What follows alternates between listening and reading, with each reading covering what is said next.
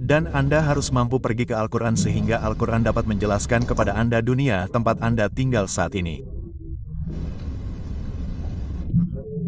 Dan Anda harus mampu pergi ke hadits sehingga Muhammad datang dapat menjelaskan kepada Anda dunia tempat Anda tinggal saat ini dan esok yang akan datang. Dan itulah kegagalan keilmuan Islam saat ini. Ketidakmampuan untuk menggunakan Al-Quran dan menggunakan hadits Muhammad datang untuk memahami realitas yang kita hadapi saat ini. Dan wahyu terakhir yang turun dalam Al-Quran, itu adalah kitab yang terkadang menarik untuk Anda baca dan cermati. Wahyu terakhir yang turun dalam Al-Quran adalah wahyu yang menyatakan perang terhadap mereka yang memakan riba.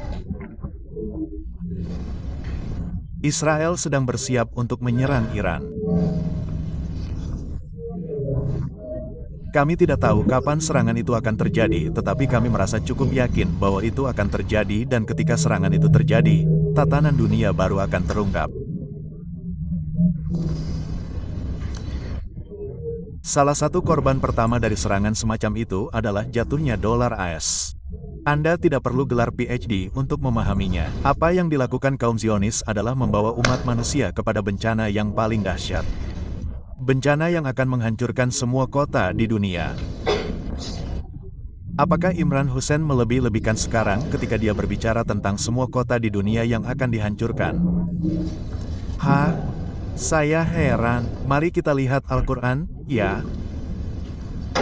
Surah ini dan dengarkan apa yang Allah katakan.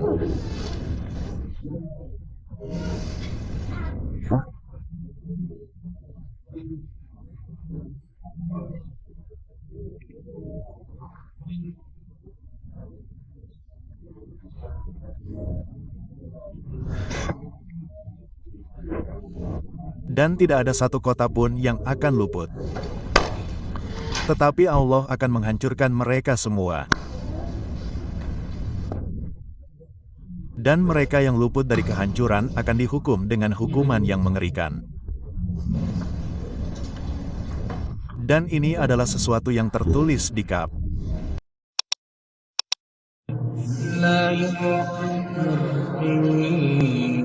Alhamdulillah.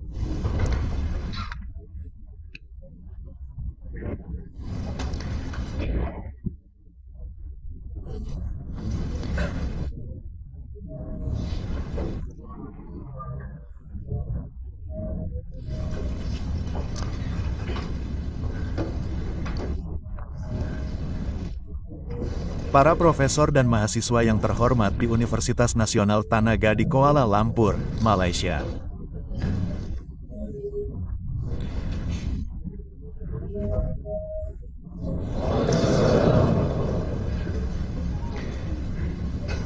Kita mulai dengan nama Allah yang diberkati. Kita memujinya dan kita memuliakannya sebagaimana dia seharusnya dipuji dan dimuliakan. Dan kita berdoa untuk kedamaian dan berkah bagi semua utusannya yang mulia dan khususnya bagi yang terakhir dari mereka semua, Nabi Muhammad Sallallahu Alaihi Wasallam.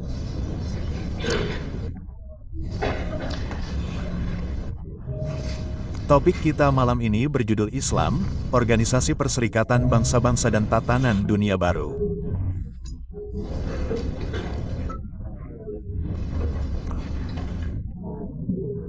Saya memberikan ceramah tentang topik ini pada bulan Oktober tahun 1987, yang berarti sekitar 24 atau 25 tahun yang lalu, di Pretoria, Afrika Selatan.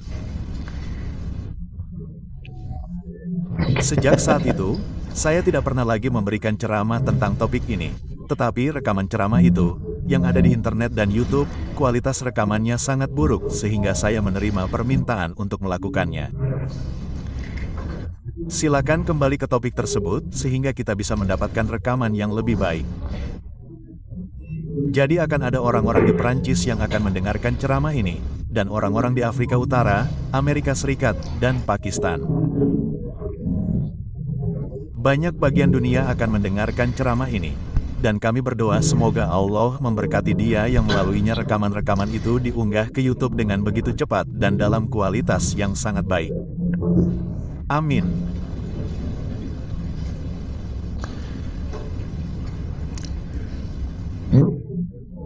Tatanan dunia baru terus berkembang. Tidak ada satupun. Dan bahkan sekarang, kita berada di ambang munculnya tatanan dunia baru lainnya.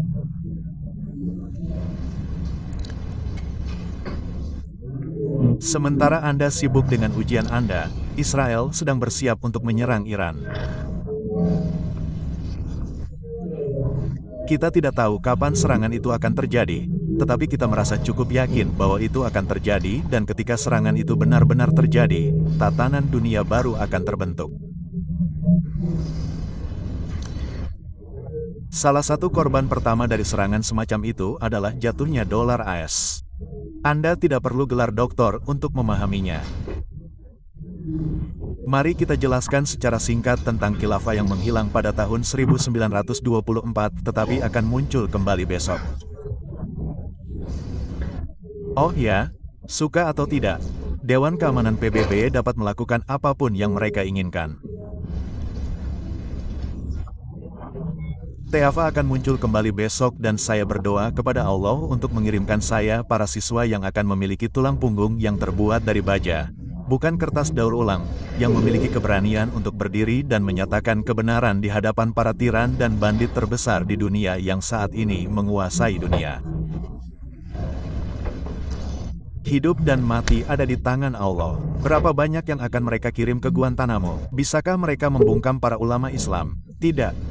Bukan mereka yang benar-benar mengikuti Muhammad Atam. Kemenangan adalah untuk kebenaran. Dan Anda memiliki segunung kebohongan. Anda tidak dapat bersaing dengan kebenaran.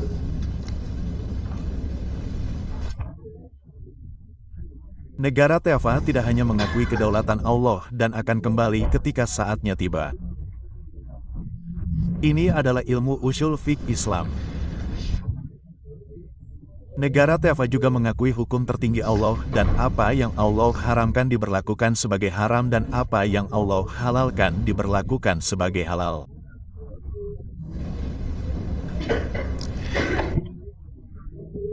Saat ini kita hidup di dunia sebagai akibat dari negara sekuler modern yang telah menggantikan negara di mana setiap hal yang Allah haramkan kini telah dihalalkan. Semuanya tanpa rasa malu. Allah melarang uang dipinjamkan dengan bunga, bukan.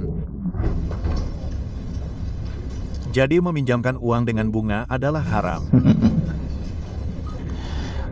Dan wahyu terakhir yang turun dalam Al-Quran, itu adalah kitab yang terkadang menarik untuk Anda baca dan pelajari.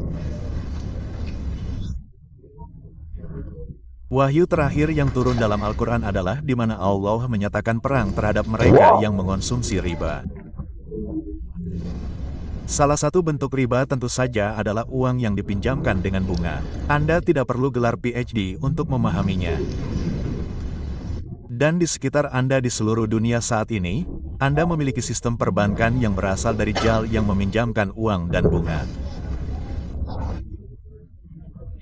Dan penipuan telah terjadi dan perbudakan banyak umat manusia telah terjadi sebagai akibat dari sistem perbankan itu. Tapi itulah keuangan dan ekonomi moneter.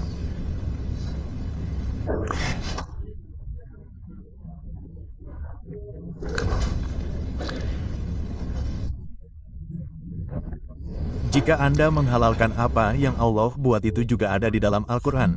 Allah berfirman bahwa mereka mengambil pendeta-pendeta mereka dan mereka mengambil para pendeta mereka sebagai Tuhan dan hukum-hukum selain Allah dan mereka memang diselamatkan bersama Al-Masih, putra Maryam. Tetapi mereka tidak diperintahkan selain untuk menyembah satu Tuhan.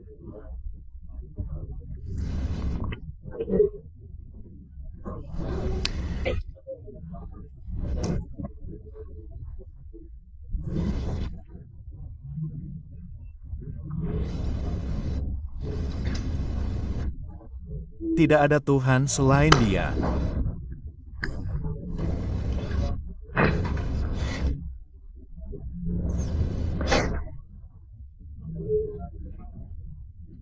Maha suci Dia.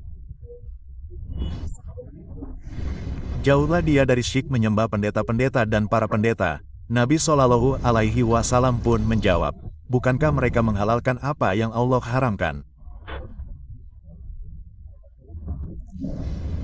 Itulah syirik mereka. Dan bukankah manusia menerimanya dan mengikutinya? Itulah yang seharusnya mereka lakukan. Jadi, jika dunia modern telah menghalalkan peminjaman uang dengan bunga, itu sah. Anda tidak akan ditangkap. Jika Anda meminjamkan uang dengan bunga, tidak ada bankir yang ditangkap saat ini. Jika Anda menghalalkan apa yang Allah haramkan. Jadi, negara menegakkan hukum Allah sebagai hukum tertinggi. Dan negara tunduk kepada otoritas Allah. Otoritasnya adalah yang tertinggi. Karena Allah berfirman, misalnya, bagi kalian yang beriman kepada Allah, taatilah Allah. Itu yang pertama. Dan taatilah Nabi. Nomor 2, dan taatilah mereka yang berwenang di antara kalian. Bukan seperti yang ditunjukkan guru saya tentang bukan otoritas yang keluar dari laras senjata. Tidak, itu harus merupakan otoritas yang sah yang berarti otoritas yang dibentuk atas dasar hukum Allah. Maka Anda memiliki kewajiban untuk mematuhi otoritas itu. Meham. Jadi, negara mengakui otoritas tertinggi Allah, dan kemudian, setelahnya, otoritas Nabi, dan setelahnya, otoritas negara dan. Ini tidak bisa bertentangan dengan itu. Dan dengan itu, negara juga mengakui kesatuan umat dan menjaga kesatuan umat. Bagaimana mereka melakukannya? Negara mengakui semua wilayah di bawah kendali Amir Mini sebagai sesuatu yang disebut Dar Islam. Tidak pernah mendengarnya sebelumnya Dar Islam. Kosakata ini telah hilang dan sebagai gantinya Anda memiliki popcorn. Ya, ini adalah ketidaktahuan intelektual yang kita alami saat ini. Dan merupakan fungsi dari keilmuan Islam untuk mengajar orang-orang dan membawa mereka kembali kepada kebenaran. Negara Khilafah mengakui wilayah ini sebagai Islam. Dan begitu suatu wilayah menjadi setiap Muslim termasuk Nathan yang datang dari San Francisco, setiap Muslim memiliki hak untuk memasuki wilayah Dul Islam. Anda tidak memerlukan visa. Tahukah Anda? Anda tidak memerlukan visa. Yang Anda butuhkan hanyalah Isahillah dan Anda dapat memasuki wilayah Dar Islam. Nah, mengapa Anda tidak mencoba menemui petugas imigrasi Pakistan Republik Islam Pakistan, Permisi, dan Iran Islam? Dan ketika Anda mencapai kantor imigrasi, lihat apakah Anda memiliki hak masuk. Setiap Muslim memiliki hak untuk tinggal di wilayah Dar Islam. Anda tidak memerlukan izin tinggal. Setiap Muslim memiliki hak untuk mencari nafkah di Dar Islam. Anda tidak memerlukan izin kerja. Dan setiap Muslim memiliki hak yang asteris bukan musafir untuk berpartisipasi dalam proses politik, asteris sah, atas dasar kesetaraan politik dengan semua Muslim lainnya. Anda tidak memerlukan sesuatu yang disebut kewarganegaraan, suka atau tidak, itu sama sekali tidak relevan. Sekarang matahari akan terbenam, ini akan kembali ke dunia Islam.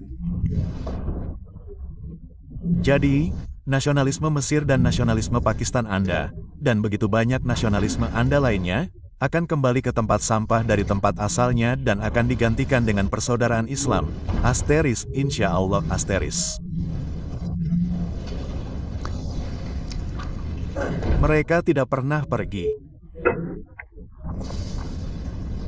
Mereka tidak pernah melakukan dekolonisasi sampai mereka menyingkirkan semua rintangan di jalan mereka, dalam mengejar tujuan akhir mereka, satu dunia di bawah kendali mereka dan satu pemerintahan dunia, yang dengannya mereka akan menguasai dunia dan itulah sebabnya khilafah harus pergi dan digantikan dengan sesuatu yang lain dan sebagai gantinya datanglah republik modern, negara republik sekuler modern yang Anda semua kenal. Negara itu memecah dunia Islam menjadi beberapa bagian seperti Pakistan hari ini tidak akan sama lagi besok jika mereka berhasil. Mungkin dalam 1 atau 2 bulan lagi serangan akan datang. Hanya Allah yang tidak membuat kesalahan. Oke. Tetapi mereka ingin menyerang Pakistan bukan hanya untuk menghancurkan pembangkit nuklir dan senjata nuklir, karena umat Islam tidak seharusnya memiliki senjata semacam itu. Hanya Israel, bukan umat Islam. Dan karena Pakistan memang memiliki senjata nuklir dan pembangkit nuklir, itulah sebabnya mereka harus menyerbu dan menghancurkannya. Dan mereka ingin memulai perang saudara di Pakistan. Jadi Anda dapat menggunakan itu sebagai alasan.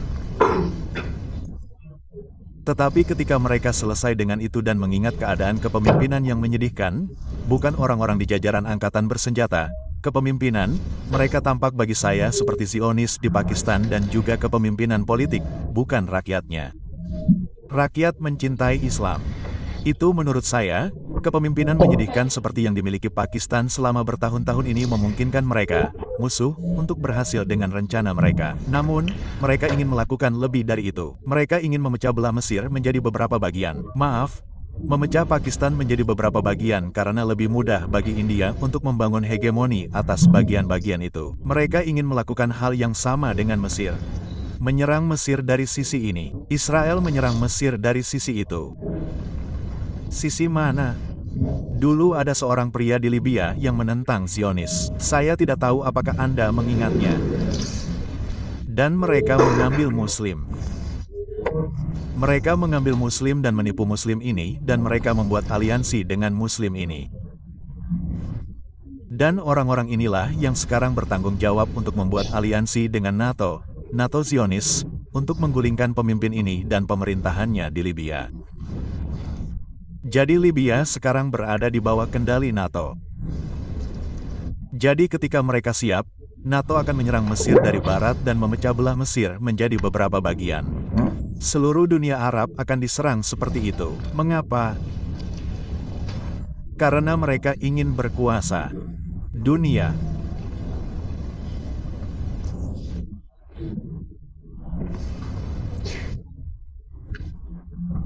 Dan mereka melakukan dekolonisasi setelah mereka mendirikan lembaga-lembaga politik, lembaga-lembaga ekonomi seperti perbankan, lembaga-lembaga moneter seperti mata uang kertas palsu, curang, dan haram yang sekarang kita semua miliki.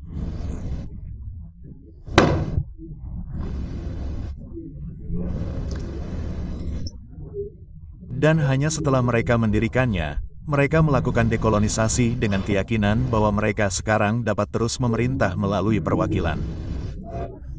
PROKY, ayo, berikan saya kata bahasa Indonesia untuk perwakilan. Di mana ulama Islam saat ini?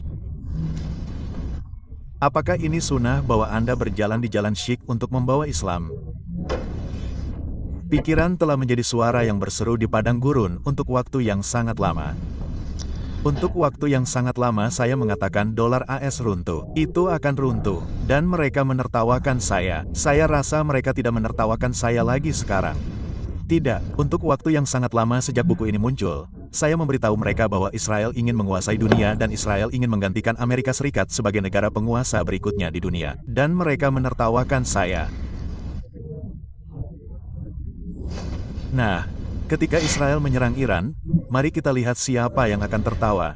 Dunia Barat dengan dalangnya adalah NAL, kemudian membutuhkan sebuah organisasi internasional yang akan menyatukan semua negara sekuler ini, semua negara republik ini di bawah satu payung.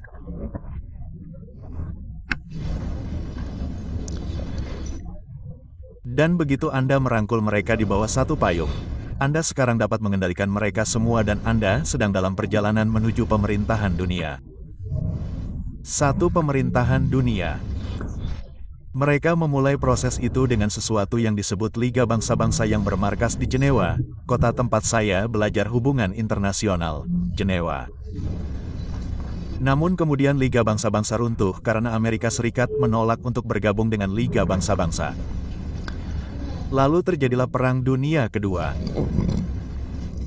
Dan ketika Perang Dunia Kedua berakhir, mereka mengumpulkan para pemenang di San Francisco. Apakah itu San Francisco?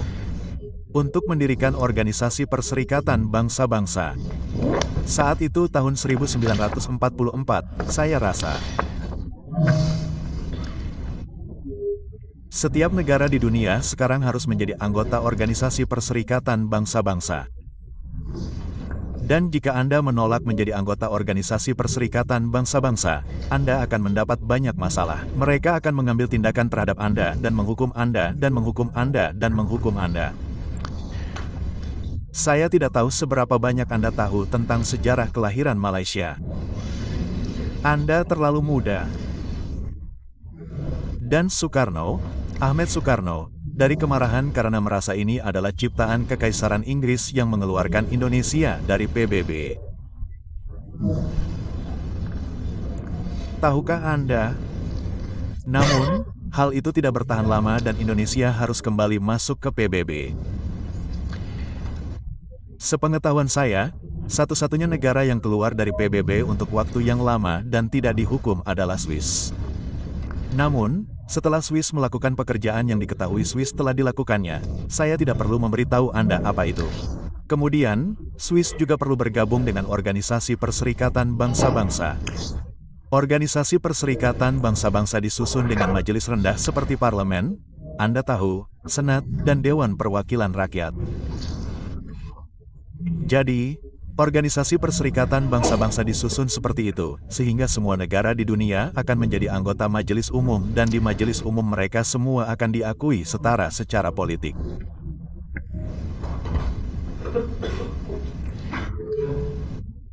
Jadi, Trinidad dan Tobago kecil tempat saya dilahirkan bersebelahan dengan Venezuela dengan populasi sekitar 1,3 juta. Trinidad dan Tobago kecil ini memiliki status politik yang setara dengan Muhammad. Apakah Anda mendengarnya? Dan ada beberapa negara lain di Karibia yang kurang dari itu. Grenada, Pulau Grenada mungkin berpenduduk sekitar 90.000 jiwa, kurang dari PJ. Dan Grenada kecil memiliki status politik yang setara secara politik dengan seluruh Muhammadatam. Ini adalah omong kosong yang kita terima dalam piagam Organisasi Perserikatan Bangsa-Bangsa. Apakah ini yang telah Anda lakukan terhadap Muhammad Aliat Wasam dengan menerima omong kosong ini? Namun, Majelis Umum Organisasi Perserikatan Bangsa-Bangsa tidak memiliki kekuatan apapun untuk menegakkan resolusi apapun. Itu adalah tempat bincang-bincang. Namun, Dewan Keamanan Perserikatan Bangsa-Bangsa adalah masalah yang berbeda. Zionis yang mendirikan Organisasi Perserikatan Bangsa-Bangsa atas nama JAL memastikan bahwa mereka mengambil alih kendali Dewan Keamanan. Dewan Keamanan memiliki kewenangan. Izinkan saya membacakan untuk Anda secara berurutan pasal 24. Ingatlah bahwa Allah adalah Lakbar. Namun, piagam ini mengatakan tidak, Allah bukanlah Lakbar. Dewan Keamanan adalah Lakbar, siapapun yang memiliki otoritas tertinggi. Otoritas tertinggi berarti tidak ada otoritas lain di atasnya. Nah, itu Lakbar. Allah adalah Lakbar. Anda tidak dapat melakukan salat. Anda tidak dapat bergerak dalam salat tanpa mengucapkan Allah Akbar. Baiklah, dengarkan siapa Akbar. Pasal 24. Saya kutip. Untuk memastikan tindakan yang cepat dan efektif oleh Perserikatan Bangsa-Bangsa, para anggotanya termasuk seluruh umat Muhammadatam.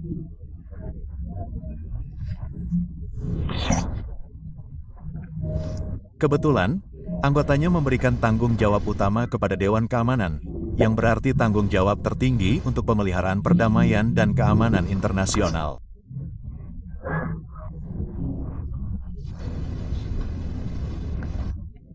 Dalam semua hal yang berkaitan dengan perang dan perdamaian di dunia, Dewan Keamanan Perserikatan Bangsa-Bangsa memiliki tanggung jawab utama yang berarti tanggung jawab tertinggi yang berarti kewenangan Dewan Keamanan adalah yang tertinggi. Apakah ada kewenangan di atas Dewan Keamanan? Di mana di bulan? Hah? Di mana? Tidak ada kewenangan di dunia saat ini yang diakui di atas Dewan Keamanan PBB. Jadi Dewan Keamanan PBB adalah Al-Akbar. Jika Anda tidak percaya kepada saya, tunggu sampai Anda masuk ke dalam kubur.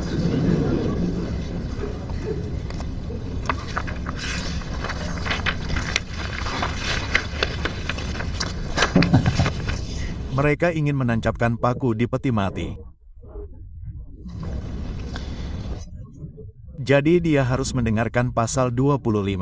Anggota Perserikatan Bangsa-Bangsa yang mencakup seluruh umat Muhammad Wasam setuju untuk menerima dan melaksanakan keputusan Dewan Keamanan sesuai dengan bagan ini.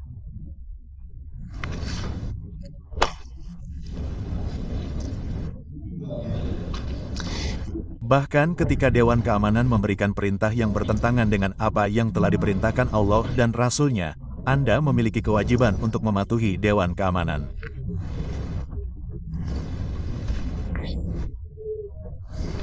Jadi mereka berhasil dan mereka berhasil dengan luar biasa dalam menjual lembaga Perserikatan Bangsa-Bangsa ini. Organisasi untuk seluruh dunia dan membuat seluruh dunia tunduk pada otoritas mereka di Dewan Keamanan. Resolusi mengikat Dewan Keamanan. Saya bertanya-tanya siapa Dewan Keamanan itu? Siapa Dewan Keamanan itu? Dewan Keamanan dibagi menjadi dua bagian dengan sangat cerdik di pihak mereka. Nal adalah dalangnya. Mereka adalah anggota tetap Dewan Keamanan. Tetap berarti bahkan dalam bahasa Indonesia berarti selamanya dan selamanya. Selamanya dan selamanya dan selamanya dan selamanya. Dan ada 5 di nomor 5.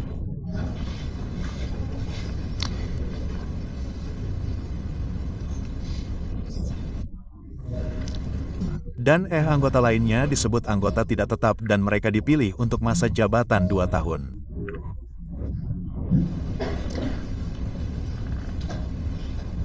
Keputusan Dewan Keamanan diambil dengan suara mayoritas. Tetapi jika anggota tetap Dewan Keamanan memberikan suara menentang resolusi tersebut, maka mereka menggunakan apa yang dikenal sebagai hak veto. Mereka membutuhkannya untuk menyelamatkan Israel. Amerika Serikat telah menggunakan hak veto berkali-kali hingga kita lupa menghitungnya dalam melindungi Israel. Siapa saja anggota Dewan Keamanan, anggota tetap? Sebelum kita menjawab pertanyaan itu, akan menarik bagi Anda jika saya membuka Al-Quran, satu surah dalam Al-Quran, dan mendengarkan apa yang dikatakannya. Al-Quran telah berfirman tentang dunia saat ini.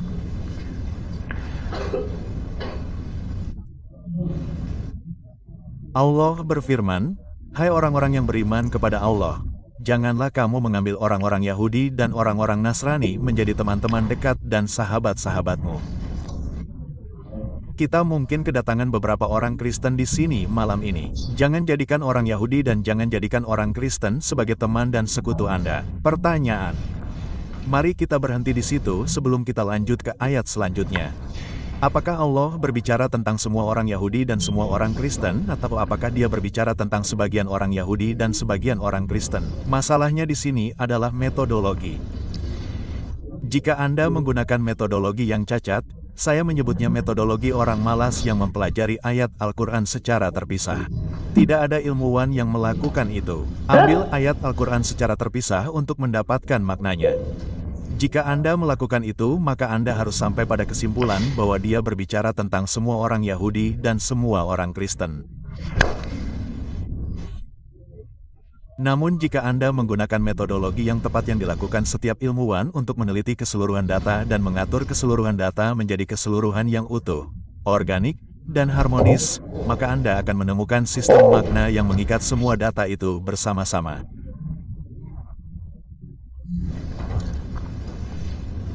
Ketika Anda melakukannya dalam kasus ini, dan kita tidak punya waktu untuk melakukannya, Anda akan menyadari, tidak, sama sekali tidak. Allah tidak mungkin berbicara tentang semua orang Yahudi dan semua orang Kristen.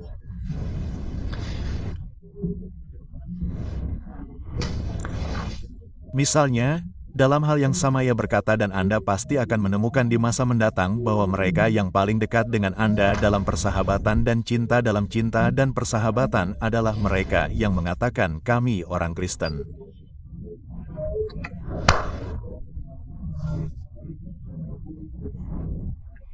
Jadi George Bush tidak memenuhi syarat di sini dan Tony Blair tidak memenuhi syarat di sini karena mereka adalah musuh, bukan teman. Mereka yang akan paling dekat dalam cinta dan kasih sayang kepada Anda di masa mendatang adalah mereka yang mengatakan kami orang Kristen. Ini adalah Al-Quran.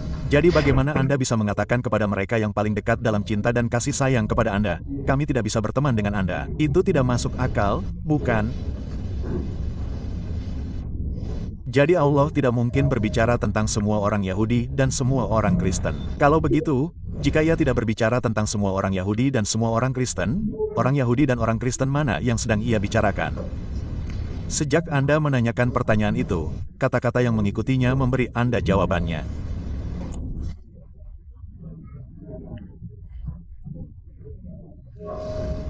Itu dia, jawabannya ada di sana.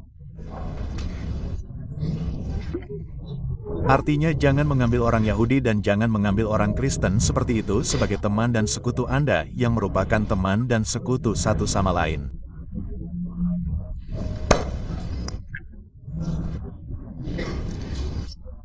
Al-Quran mengatakan bahwa di masa mendatang, Al-Quran mengantisipasi bahwa di masa mendatang, akan ada rekonsiliasi misterius antara sebagian dunia Kristen dan sebagian dunia Yahudi.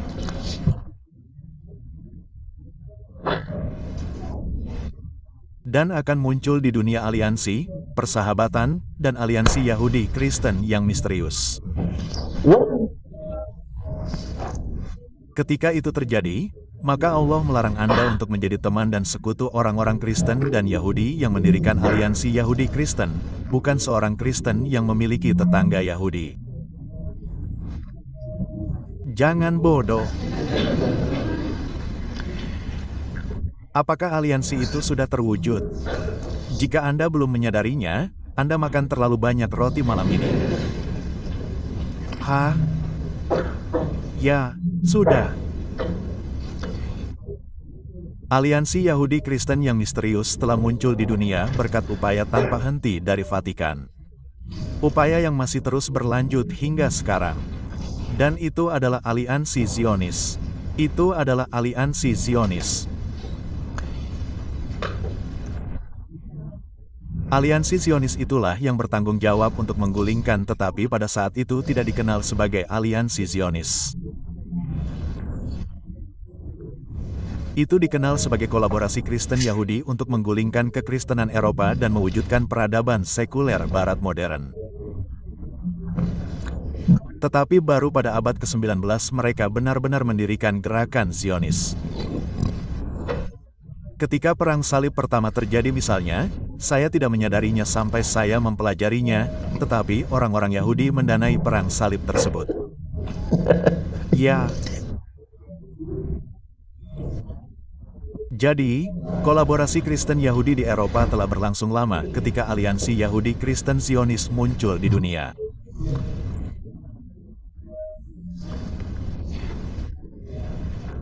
Mereka adalah orang-orang yang terus-menerus melancarkan perang terhadap Islam.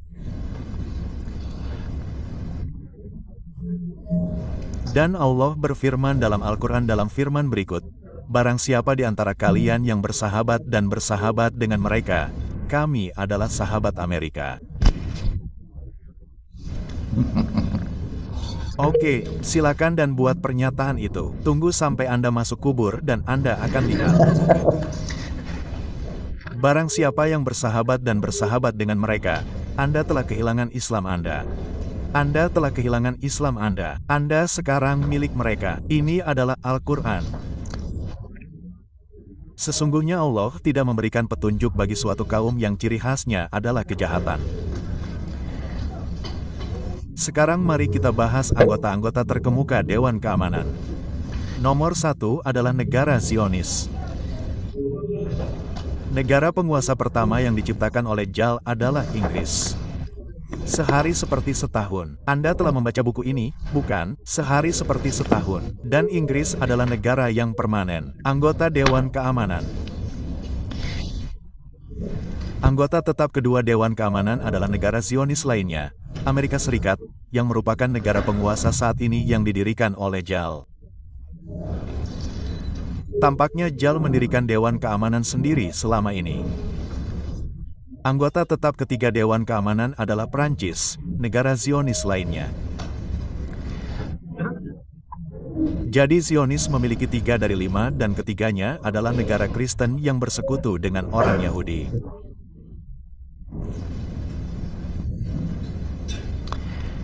Tetapi kemudian muncul nomor 4, Rusia. Dan Rusia adalah negara Eropa dan Rusia dulunya adalah penganut Kristen yang taat. Dan agama Kristen yang dianut Rusia adalah agama Kristen yang disebut Al-Quran sebagai Roma. Jangan bilang bahwa Roma dalam Al-Quran adalah sebuah kota di Italia. Tolong jangan lakukan itu. Agama Kristen yang dianut Rusia adalah agama Kristen Timur. Yang ini beribu kota di Konstantinopel yang sekarang dikenal sebagai Bul Timur. Yang itu adalah agama Kristen Barat yang beribu kota di Roma dan kemudian mereka bubar dan Protestan pindah dan yang itu merayakan sesuatu yang disebut Natal. Anda pernah mendengar tentang Natal pada tanggal 25 Desember. Tetapi yang ini merayakan Natal pada tanggal 9 Januari, saya percaya. Mereka berbeda satu sama lain. Jadi, kekristenan Timur memantapkan dirinya di fondasi Rusia hingga revolusi yang sama yang melanda Eropa Barat dengan revolusi Prancis yang mengubah kekristenan menjadi peradaban sekuler modern.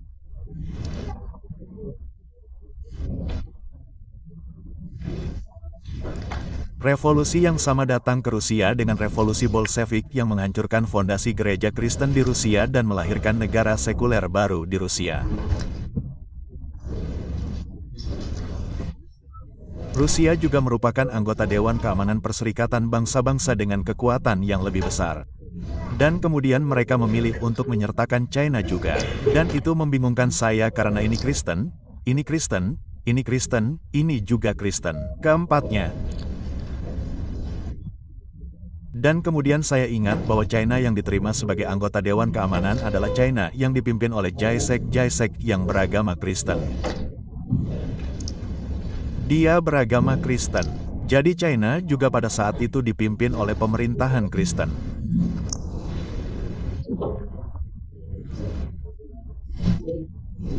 Ini adalah Dewan Keamanan Perserikatan Bangsa-Bangsa yang didominasi oleh Zionis dan Allah telah melarang umat Islam untuk menjaga hubungan persahabatan dan memasuki pelukan aliansi Yahudi Kristen itu.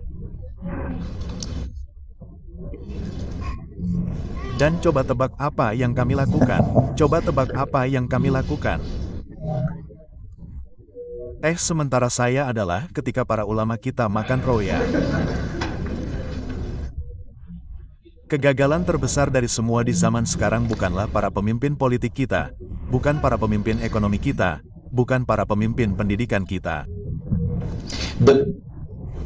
Kegagalan terbesar di zaman Muhammad Wasam saat ini adalah kegagalan para pemimpin agama kita. Ketidakmampuan untuk mengenali ini sebagai ketidakmampuan untuk mengenali bahwa Al-Quran melarang kita untuk memasuki pelukan organisasi perserikatan bangsa-bangsa. Tidak ada fatwa, tidak ada karya ilmiah, tidak ada yang meneliti bagan perserikatan bangsa-bangsa, tidak ada, apalagi untuk dana moneter internasional. Jadi disinilah kita berada pada saat-saat terakhir ini ketika matahari akan terbenam dengan organisasi perserikatan bangsa-bangsa telah berhasil digunakan untuk membangun kekuasaan politik dan ekonomi Zionis atas seluruh dunia Islam. Mereka baru saja, baru kemarin, mereka menggunakan resolusi Perserikatan Bangsa-Bangsa, resolusi Dewan Keamanan, untuk memasuki Libya dan membom Libya hingga zaman batu, mengambil alih minyak Libya, dan menggunakannya untuk mereka. Sekarang ini baru saja terjadi kemarin, karena resolusi Dewan Keamanan, dan setiap negara Muslim yang menjadi anggota Perserikatan Bangsa-Bangsa wajib mematuhinya, tunduk pada kewenangan Dewan Keamanan. Sebelum kita akhiri, apa tatanan dunia baru yang akan datang setelah Israel menyerang Iran dan dolar AS runtuh dan ekonomi AS runtuh, dan kemudian beberapa perang terjadi, dan Amerika Serikat berada di ambang kekalahan militer? Silakan dengarkan ceramah saya yang saya sampaikan pada Minggu malam. Pandangan Islam tentang serangan Zionis Israel yang akan segera terjadi di Iran, yang telah diunggah Icemaker di YouTube dan dalam ceramah itu, Anda akan mendapatkan lebih banyak informasi tentang subjek implikasi serangan itu. Serangan yang akan datang terhadap Iran, dan Israel mengambil alih dari Amerika Serikat sebagai negara penguasa berikutnya di dunia. Dan dengan cara yang sama seperti Pax Americana menggantikan Britannica, demikian pula Pax Judea. Itu sama sekali bukan Pax. Itu bukan perdamaian. Itu perang. Pax Judea sekarang akan menggantikan Pax Americana. Mengapa Israel ingin menguasai dunia? Apa implikasi dari Israel yang mengambil alih kekuasaan dunia dari Amerika Serikat? Jawaban, Israel ingin menguasai dunia agar seorang pria dapat berdiri tegak di Yerusalem besok. Muhammad Al-Isam menggambarkan orang itu kepada kita 1400 tahun yang lalu. Dia berkata dia akan menjadi seorang pemuda yang menunjukkan bahwa dalam diri seorang pemuda dia akan menjadi seorang pemuda. Dia akan menjadi seorang Yahudi. Dia akan bertubuh kekar. Dia akan memiliki rambut keriting dan dia akan menyatakan bahwa akulah Sang Mesias. Dan agar orang-orang Yahudi menerimanya sebagai Sang Mesias, dia harus menguasai dunia. Karena kitab suci mengatakan bahwa Sang Mesias akan menguasai dunia. Dan Nabi Muhammad SAW berkata bahwa ketika Sang Mesias datang kembali, kita tahu siapa Mesias kita. Dia akan menjadi hakim yang memerintah dengan aturan yang tidak dapat ditentang oleh siapapun. Jadi orang ini yang merupakan Mesias palsu yang merupakan Jal besok akan berdiri di Yerusalem dan membuat pernyataan itu. Agar pernyataannya harus meyakinkan orang-orang Yahudi, dia harus menguasai dunia. Masalahnya adalah ada lalat dalam salep. Anda lihat Allah menciptakan dua Gog dan Magog. Dan Rusia tidak akan bertekuk lutut kepada Israel. Dan Cina tidak akan bertekuk lutut kepada Israel. Jadi begitulah Anda akan menghadapi perang dunia dengan ribuan senjata nuklir yang digunakan. Itu akan datang. Itu akan datang. Dan bentrokan yang akan datang itu sudah diperkirakan karena Zionis ingin menguasai dunia dan akan menghancurkan sebagian besar umat manusia. Namun mereka tidak peduli. Mereka ingin menguasai dunia. Pada saat itulah dia menyatakan bahwa akulah Sang Mesias. Pada saat itulah aku akan muncul dan dengan kemunculan aku akan kembali.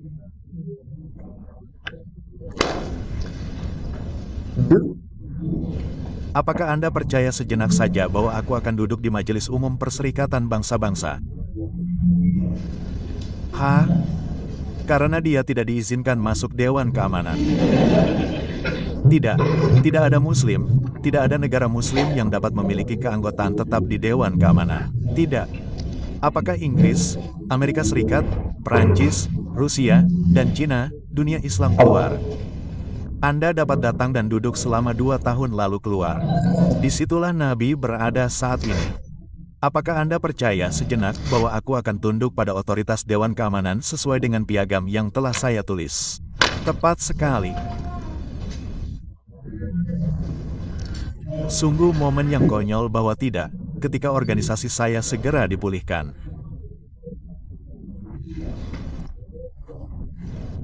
Khilafah akan dipulihkan dan konsepsi kita tentang tatanan internasional yang belum dapat saya gambarkan untuk Anda malam ini juga akan dipulihkan dan itu akan menjadi tatanan dunia terakhir di mana kebenaran akan menang atas kepalsuan.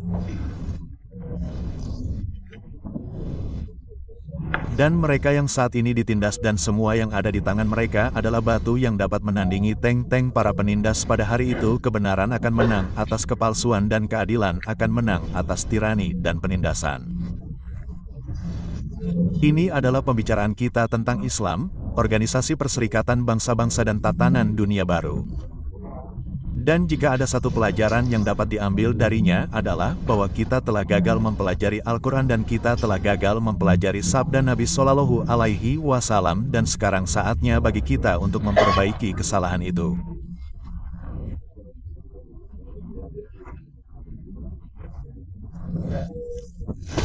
Amin.